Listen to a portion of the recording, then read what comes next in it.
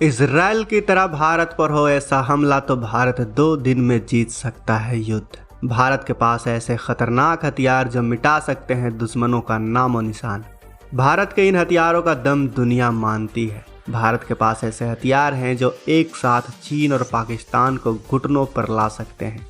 भारत के पास कुछ हथियार तो ऐसे भी हैं जो चीन के सभी हथियारों को हथियार खानों में ही कबाड़ बना सकते हैं। वो कौन से हैं हथियार जानेंगे आज के इस वीडियो में, तो वीडियो के अंत तक बने रहें दोस्तों। सबसे पहले नंबर आता है काली लेजर वेपन का। काली भारत का एक ऐसा शक्तिशाली खतरनाक हथियार है जो कि दुश्मन के किसी भी हमले को नाकाम कर सकता है। इसके सामने विशालकाय टैंक, अत्याधुनिक लड़ाकू विमान, उन्नत मिसाइलें भी फेल हैं।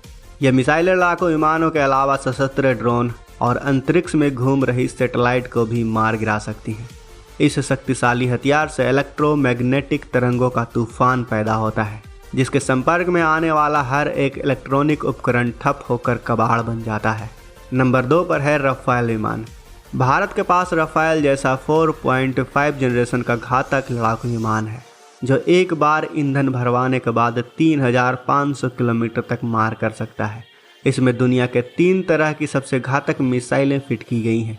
इस विमान में स्मार्ट रडार लगा हुआ है जो अपने आसपास मंडरा रहे खतरे या फिर टारगेट को सेट करके उसे लॉक कर देता है।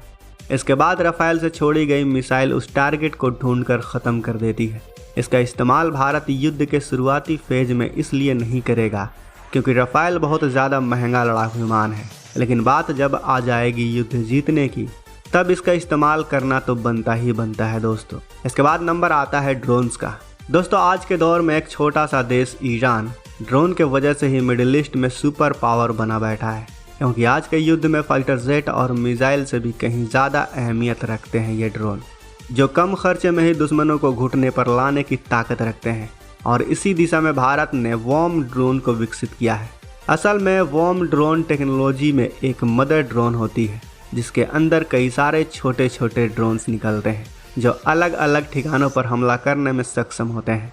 छोटा साइज और निचले लेवल पर उड़ने की वजह से ये रडार भी इन्हें डिटेक्ट नहीं कर पाते हैं, क्योंकि बड़ी संख्या में एक साथ एकजुट होकर हमला ये आसानी से कर लेते हैं। इसलिए दुश्मन के एंटी एयरक्राफ्ट गन या फिर मिसाइलें भी इनके ऊपर बेअसर साबित होती हैं। भारत का ये वेपन सिस्टम सिंपल है लेकिन सबसे खतरनाक है। अब बात करते हैं ब्रह्मोस की। भारत की ब्रह्मोस मिसाइल एक ऐसा संहारक हथियार है जिसकी काट दुनिया के किसी भी देश के पास नहीं है। यह दुनिया में सबसे तेज स्पीड से हमला करने वाली सुपरसोनिक मिसाइल है। यह ज़मीन से बहुत कम ऊंचाई पर उड़ती है, जिसके चलते रडार भी इसे पकड़ नहीं पाती।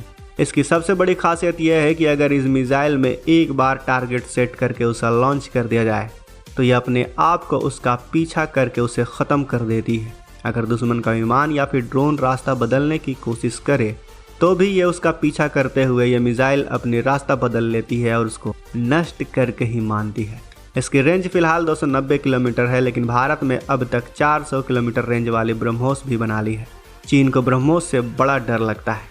यह हथियार सभी बमों का बाप है। ये बम सिर्फ शहर पर ही नहीं बल्कि दुश्मन के युद्धपोत, एयरक्राफ्ट कैरियर या फिर पूरे के पूरे एयरबेस को ही मिनटों में ख़त्म कर सकती है।